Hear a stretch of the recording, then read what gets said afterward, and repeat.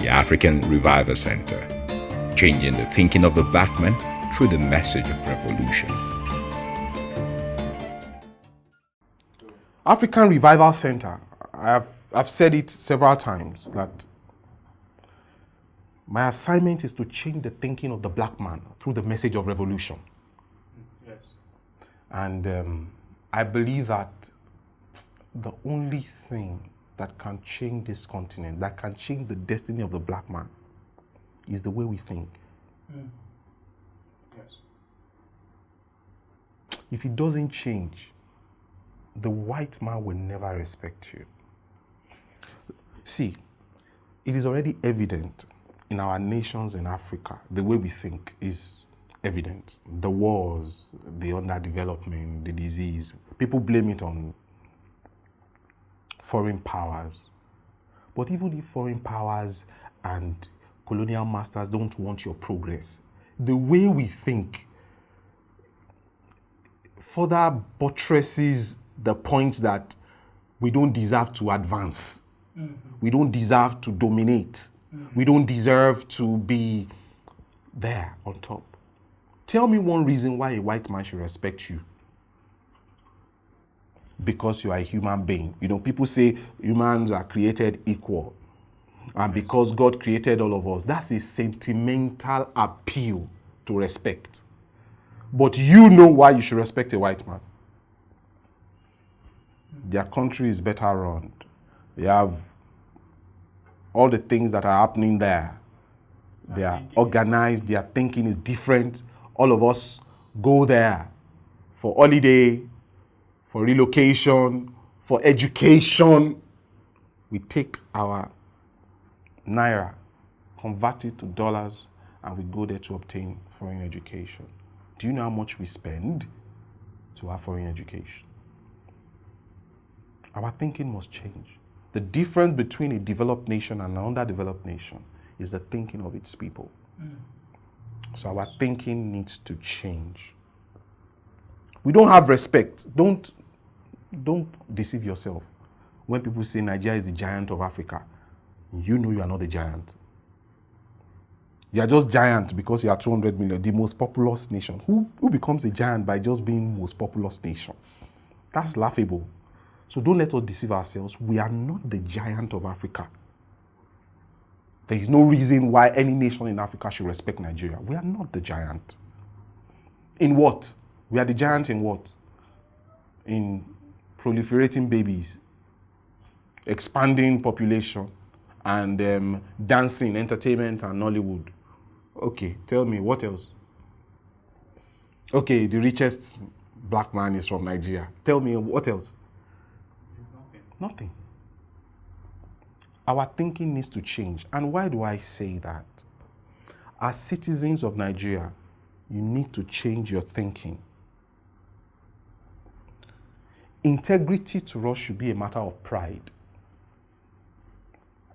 You should have integrity because you don't want anybody to despise your youth, to despise who you are, you know, to have a dignity, some level of dignity. Integrity to you should not be, oh, I just want to do integrity. No, it should be a matter of pride. That, see, I have integrity. I have labored to build integrity, and I will not allow anybody to rubbish me. That is how you should build your integrity. There is value, financial value in integrity. That's one of the things we need to change in Nigeria. When you have integrity, there is financial value that comes with a good name. We all need to have that. I watched a video where a Ghanaian pastor was lambasting Ghanaians about how people don't have integrity. How a businessman was telling him that it is better to have an Indian management than a Ghanaian management. Integrity. You spend money on CCTV just to be monitoring people. You have a house help. Your mind is not at rest because you don't know what the house help is doing with your children. You spend money on internet connectivity with CCTV and everything. Nobody, we can't trust anybody. You are abroad, in the UK, in Scotland, in America. You can't trust anybody to build a house for you in Nigeria. You keep the money with you, it dies with you. People rather put their monies in treasury bills than building businesses because they know that people will be there to ruin that business. You need to change the way you think. See, I have integrity. In the midst of people, in the midst of corrupt people, when you have integrity, you shine. And I want to tell you today, when you have integrity, you have to be boastful. Let everybody go and die. If you know you have integrity, boast to every devil who cares to listen. See, if you employ me, I have integrity. Because that's what a lot of people are looking for now in Africa. Lack of integrity. And do you know why? People don't have integrity because they feel that they have need. They need to feed. They need to make ends meet. But I can tell you that it is God that has been taking care of you. It's not how smart you are to outsmart other people. It is God that has been taking care of you. So why can't you just maintain integrity, live a dignified life, and create wealth and be creative?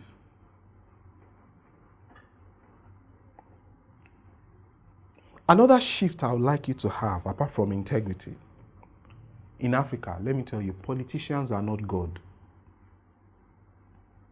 Majority of us build our business around politics, around government regulations. We make them a demigod. So people who are supposed to serve you are now the ones oppressing you. Because in your mind, you have replaced God. You have shifted God to the side, and you are now worshiping politicians. But before you knew the politician, the one that gave you breath, the one that gives you the life you live now, you have abandoned him. You are pursuing a fellow man in the name of they are in the political power. We have to respect them. You now go around them. Some of them are idle. They don't have anything they are doing. But you come around them, idolize them. I'll share some very funny stories with you. There are lawmakers in this country. I'll give you an example. There is a lawmaker in this country. He was sitting down in his office. They said members of his constituency would like to see him. When they came, they said, yes, we are the youth of this constituency. We want to ask you some questions about the ongoing project in our constituency, and we'd like you to answer us. So the honorable said, okay, I'm here, I'll answer you. The road that goes to this place, why has it not been constructed? We heard that it was awarded, and the honorable tried to explain himself. Oh, it was awarded, but because there was no payment on time, there were delays and everything. They asked about another primary health center. He answered them in his office. Do you know what happened? After the meeting, the constituency members, honorable, transport fare. Transport fare. You have come to the office of a man to ask him to account for stewardship. Then you are asking him for transport fare. The honorable says, look at these people now. If I don't give them transport fare, they will go back to the constituency and say that I am a bad leader. So I have to cough out money. There is no budget for that money. I'm just a lawmaker. I'm supposed to be debating laws. But in their mind, they feel that I have a bag full of money. There are constituents that ask their honorable to buy them ram when they want to christen their children. They tell honorable, I want to have a party, and I want to buy ram, I want to buy cow. Please help me. He said, I have to bring out money to give to them. Because if I don't, they will tell everybody that they voted for me and I didn't do what I'm supposed to do. So in my mind, as a lawmaker, my function is to buy him ram and cow. And I will abandon lawmaking to satisfy him. There are constituents who ask their honorable for wristwatches. I need a wristwatch. If God gives you a divine eye to see into the world of those politicians on the other side, to see the kind of demand they have on their phones, how people are pestering them for money. He says, I'm a lawmaker. I'm not an executive governor. I do not have monies allocated to me. I'm here to debate laws and make laws. But the demand that people have on them, you'll be shocked. That is why I keep saying to you, God is not a wicked God. He will never give bad leaders to good people. Yes. You put your politicians under pressure. You ask them for things that God can do for you. I asked this very little boy in primary school, what would you like to be in future? You know what he told me? Governor. No acquisition of skill, no profession, governor. Politicians are not God. You have exalted them above God, and they will deal with you. I had an experience with another lawmaker, a federal lawmaker, that this is the law we would like to pass. These are the things we want to do. He said, oh, my friend, just sit down in his hotel room, serve food, let's eat food. We ate. I said, okay. So, lawmaker, honorable, the thing I came to discuss with you about, can we... He said, no, wait, relax. Let's enjoy ourselves. In my mind, I was thinking, so this is the way these people live life. And what was he doing? Just answering random calls, not busy doing anything. At a point in time, it was getting late. I needed to go back home. And I said, no. He said, wait, as you are around now, we can even have one deal can just come now. I said, me, deal. Me, deal. Because most of you, at the age of 40, 45, you have a dream to be a bag carrier for a senator or a lawmaker. You don't have big dreams. You have to change your thinking. God forbid, I can never be a local government chairman in this country. I am above it. I am 38 years old. Local government chairman should be for 30, 32, 29, 33. But you have people who are 50, whose dreams are so small, they can even kill for that small dream. You need to shift your brain. You need to change your thinking. Yes. I cannot even be a member of House of Assembly of any state in this country. It's not pride.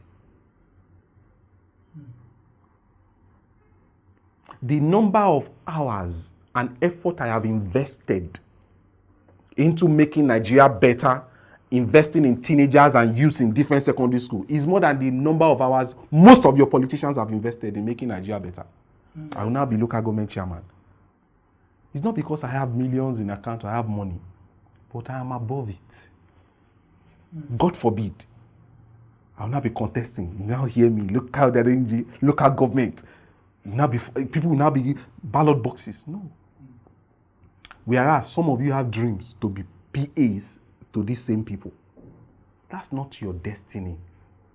You have to shift and leave these people alone. They are not God. They are not your God. The days that you did not have food to eat, it was God that provided for you. It's not the politician. Yes. That politician you want to die for, that you want to kill for, is not your God. Yes. He was not there those days when you were hungry and God provided for you. Now, because you have met him, you want to kill the whole village for a politician. You want to kill even your family. Even if he says you should bring your mother, you go and bring your mother. God is not a wicked God. He will never give bad government to good people. Yes. Don't destroy your future. You have a glorious future. Your future, God did not create you to be following politicians all about. That's not what God created you for. There is a glory on your life. So you have to have that paradigm shift in your heart. God is your sustainer, not the politician. Exactly. Yes. He is the Almighty, not the politicians. Another shifting of your mind we need to have for Nigeria to change. This culture of spending money on things that are useless. In 2016, you saw that chairman's wedding speech that went viral. I went for a wedding and I gave a speech as the chairman of the wedding reception. How people spend so much money. You don't have money, but on your wedding day, you are spending millions. And after the wedding, you go back to poverty. That was my speech you saw on the internet in 2016. See, the little you have, if you can hold it and work with your hands, you have integrity, you have a skill, you will make it. Because it is the Lord that maketh rich. He is the one that giveth you power to make wealth. Don't lie to people. You put something on social media as the things that you are selling, and by the time they deliver to people, it is not that thing. It is fake. It is an inferior quality. They now call you for them to return it. You block their number. And you are the same person accusing politicians and government of corruption. May the wrath of God not visit you. You, the same person, during employment, you put on your LinkedIn profile and on your CV, I can work, I have skill, Microsoft Excel, I can work under pressure with minimum supervision. And the company, they now enter your one chance, they sign contract, because that month they will pay you. That's when they now discover that you don't have the skill you said you have. And they will now give you the salary of that month. And you will take it home and you're happy. And you are the same person that will say that the politician is corrupt. May God forgive you. May God forgive you. God will never give bad government to good people. And he says, if my people will humble themselves and pray. In that scripture, we only stop at humble themselves and pray. It will heal their land. He said, humble themselves and pray and turn from their wicked ways. There is no youth, there is no young person in this country that is idle. There is no young person in this country that is skillful, that has integrity, that is idle and poor.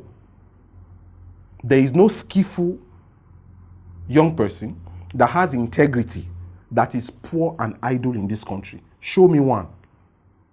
There is none. But you lie about your skill, you are chasing money up and down, and you are the same accusing the government of corruption. No. You have to change your thinking. The world is moving very fast. There are skills that we need to learn. Our thinking must change. Our thinking must change. You have to be the one, even when the government is not doing anything for you. Even when some of us were giving back when we're not giving anything. You know my story in Agege. We're not giving anything, but yet we're giving back to the side. What did the government give us? Yet we're giving back. We're going to secondary school to encourage the children. You can be something. There's another funny story of another young man. He said he's doing youth motivational, whatever. Do you know the kind of hotel he went to use? The kind of hotel he went to use, Radisson Blu. He now packed different politicians inside the hall. After the event, he was owing the hotel over 1 million naira. And he's supposed to be motivating youth. So, in his mind, the politician should give him money for the program for him to be able to pay for it. Don't do those things. You don't need corporate sponsorship to touch another life. Yes. You don't need it. You don't need it. So we must all have that mental shift. It might not be easy, but if God is the reason why you are doing what you are doing, you will find strength. Our thinking must change. Our thinking must change. And I pray that the Lord will change your thinking. Amen. Nigeria must be a world power. In your mind, when you are relating with Britons, with Americans, just know that you are the Nigerian they see. And the experience they have with you will go with them for a long time. So number one, you have to be proud. And you have to be proud in your integrity. Number two, you have to be skilled and be really skilled, not fake skilled on your LinkedIn profile. Lying that you have this skill on and you don't have it. No, that's not the kind of skill we're talking about. Now, when people encounter you, they realize that you are even bigger than what you portray on social media. Not that when they see you, you are smaller than what you portray on social media. We must have that mental shift. Nigeria must be a world power. In my own dream, my dream is too big. And sometimes I'm asking God, how can these things be? And I'm encouraging you to have that big dream. There's nothing stopping Nigeria from dominating Africa. There's nothing stopping us from being the world power. There's nothing stopping us from joining Security Council and dictating how the world will move. But right now, we're just there looking for what to eat, including our politicians. They are the most hungry set of people. You know, when somebody hoard food in his house, number one, he is hungry. He's also aware that you too, food is everything about your life. He knows that once he pushes one box of noodles, he will buy your loyalty. That's why they ordered it. They are not jokers. They do what they do because they know you are a joker. You are the joker, not them. You are the joker. They faint during judicial panel of inquiries. Not because they are jokers, not because they are dramatists. It's because they know you are the joker. So, with your life, don't joke with your personal life. Be serious about it. Those texting politicians, give me, give me, give me. God has been giving you. They are not God. Focus on your skill. Focus on what God has given to you. They will come back to you. When they don't have people following them, it's because they have too many people following them as entourage. They just, look at this one, senator of the Federal Republic, they will now be moving as if, look at this one. These are little men that all of you are running after. Hey, I know one senator. I know that if I introduce some of you to a senator now, you'll be glad. You think your life has changed. Your life cannot change. It is the skill you have. It is the gift of God upon your life that can change your life. Some of you will be surrounded. You have numbers of rich people on your phone. But are you rich? No. You get wealth by the value you bring to others. So we must change our thinking. And we must be brutal about it. And I pray that the Lord will change our thinking in Jesus' name. Amen. The African Revival Center, changing the thinking of the black man through the message of revolution.